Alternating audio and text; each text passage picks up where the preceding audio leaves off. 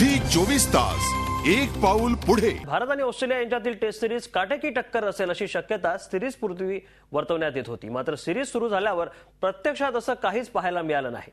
Ponting, हसीची retirement आणि Watson वॉर्नरच्या दुखापतीचा परिणाम या टीमवर झालेला दिसून येतोय। त्यामुळे कांगारूंची टीम भारतात जिंकण्यासाठी आली की नाही असा प्रश्नही निर्माण झालाय। ऑस्ट्रेलियाची भारतासमोर शरणागती, दुखापती आणि दिग्गजांच्या रिटायरमेंटचा फटका।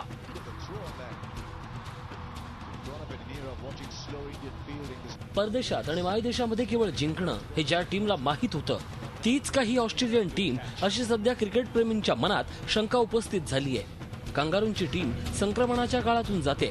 रिकी पॉन्टिंग आणि माईक हसी या क्रिकेटपटूंनी क्रिकेटला अलविदा केल्यानंतर ऑस्ट्रेलियाची बॅटिंग उघडी पडली आहे।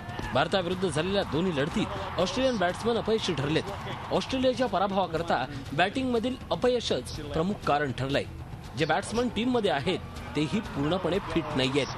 त्यामुळे ऑस्ट्रेलियन टीम सिरीजमध्ये अजूनपर्यंत तरी रनच्या शोधात दिसली। मायकेल क्लार्क सोडला तर त्यांच्या टीममध्ये भरवशाचा बॅट्समन नाही। मात्र एकट्या क्लार्कच्या जोरावर कांगारूंची टीम भारतीय टीमचा सामना कसा करणार असा प्रश्न आहे। स्पिन अटॅकमध्ये जी अवस्था आहे तीच अवस्था एकेकाळी कांगारूंचं सर्वात बलस्थान असलेल्या फास्ट बॉलिंगमध्येही आहे। फास्ट बॉलिंगमध्ये जेम्स पॅटिन्सनही टीममधून आत बाहेर असतो। क्वालिटी फास्ट बॉलरची कमतरता कांगारूंच्या टीममध्ये आहे।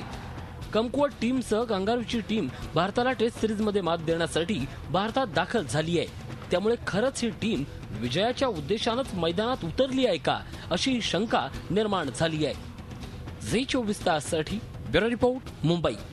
झी 24 तास एक पाऊल पुढे।